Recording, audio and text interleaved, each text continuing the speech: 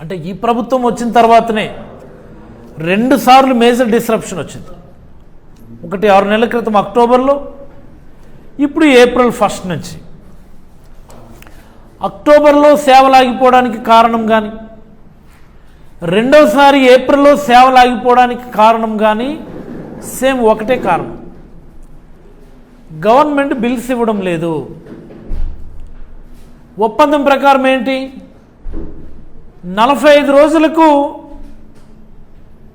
Claim చేసినటువంటి bills అన్నింటినీ కూడా క్లియర్ చేయాలి. 45 రోజులకి ఒక ప్రొసీజర్ చేసి ఆ కన్సర్న్డ్ నెట్వర్క్ హాస్పిటల్ వాళ్ళు దాని డబ్బులు ప్రభుత్వం నుంచి క్లెయిమ్ చేస్తే, ఆరోగ్యశ్రీ ట్రస్ట్ నుంచి క్లెయిమ్ చేస్తే 45 రోజుల్లో బిల్లు రిలీజ్ చేయాలి. That is the rule.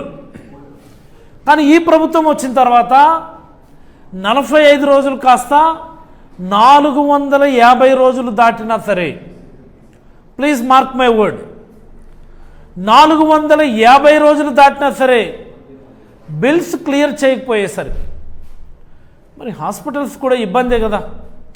సంవత్సరాల తరబడి బిల్స్ పెండెన్సీ ఉంటే 1 కోటో 2 కోట్లో కాదు, 3200 కోట్ల రూపాయలు పెండెన్సీ ఉంటే కనీసం ఈ ప్రభుత్వానికి చీమ కుట్టినట్టేనా అనిపించకపోవడం. వారం రోజుల నుంచి ఆరోగ్యశ్రీ సేవల్ని, అత్యవసర సేవలతో సహా OP, inpatients, emergency, all kinds of Aarogyasri services ఆ పూర్తి స్థాయిలో ఆపేసినా సరే కనీసం ఈ ప్రభుత్వంలో స్పందన లేకపోవడం ఈ ప్రభుత్వం యొక్క మొద్దుబారుతనానికి నిదర్శనమని నేనైతే అభిప్రాయపడతా ఉన్నాను. ఈ వారం రోజులను చూద్దాం మనం అసలు పరిణామాలు. ఈ రాష్ట్రంలో జరుగుతున్నటువంటి చర్చలు ఏంటో చూస్తే, చంద్రబాబు గారు ఆడంబరాలకు సంబంధించి విపరీతమైనటువంటి ప్రచారం. అమరావతికి సంబంధించి చట్టం చేస్తాం, అమరావతి ఏకైక రాజధాని, అమరావతి దేవతల, ఏంటి దేవతల రాజధాని నాకు అర్థం కాదు. అమరావతి ఏ దేవతలు తిరిగారు అక్కడ? Your so called Amaravati, Gautam బుద్ధుడు నడయాడినటువంటి Amaravati, both are not same. ఇది ప్రజలందరూ గమనించుకోవాల్సింది. గౌతమ్ బుద్ధుని ధాతువులు భద్రపరిచినటువంటి Amaravati something different. What Chandrababu Naidu quoting as Amaravati. The sacred Amaralingeshwara temple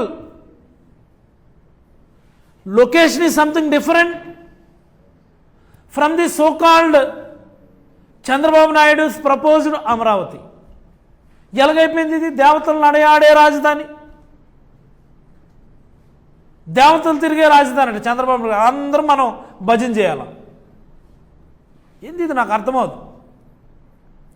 ఓ పక్కనేమో అత్యవసర సేవలు ఆగిపోయి ఉన్నాయి, ప్రజల ప్రాణాలు పోతూ ఉన్నాయి, పేదలు రోడ్డున పడే పరిస్థితి ఉంది. ఎమర్జెన్సీస్లో ప్రభుత్వం అండగా ఉంటుందనో, ఆరోగ్యశ్రీ అందుబాటులో ఉంటుందనో, ఆరోగ్యశ్రీ నెట్వర్క్ హాస్పిటల్కి వెళ్తే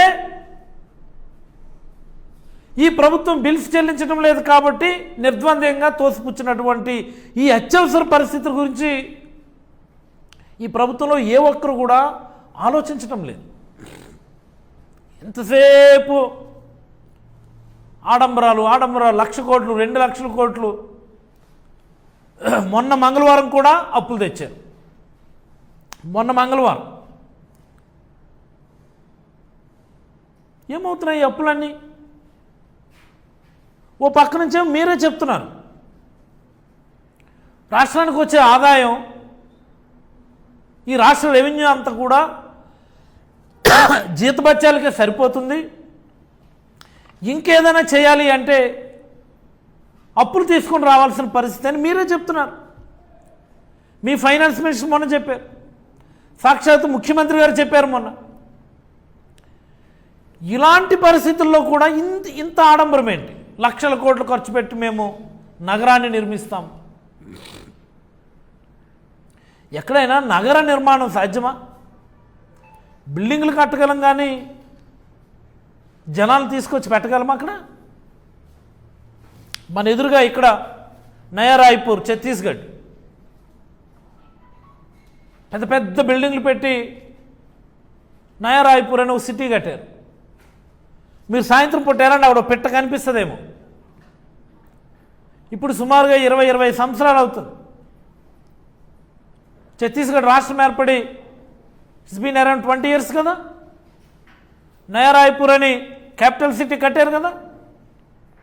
బిల్డింగ్లు కట్టగలిగారు కానీ జనాలను తీసుకొని రాగలిగారు అక్కడికి. మీరు వెళ్ళండి, మీరు కావాలంటే సరదాగా ఒక సాయంత్రం పూట ఒక లాంగ్ ట్రిప్, లాంగ్ డ్రైవ్ వేయండి. సాయంత్రం అయితే పిట్ట కనిపిస్తుందేమో చెప్పండి నాకు.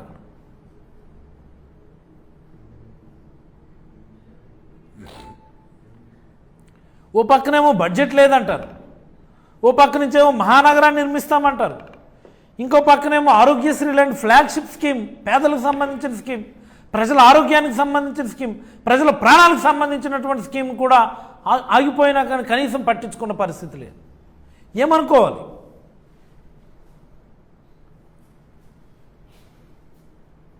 కనీసం ఆశాప్రతినిధులు అంటే ఆంధ్రప్రదేశ్ స్పెషాలిటీ హాస్పిటల్స్ అసోసియేషన్, ఈ ఆరోగ్యశ్రీ నెట్వర్క్ హాస్పిటల్స్ అన్నీ కలిపి ఒక అసోసియేషన్ పెట్టుకున్నాయి ఆశా అని. ఆశా ప్రతినిధులు పిలిచి చర్చించే పరిస్థితి ఉన్నదా ఈ రాష్ట్రంలో? ఎవడు ఎలా చేస్తే మాకేంటి, ఎవడు ప్రాణాలు ఎలా పోతే మాకేంటి?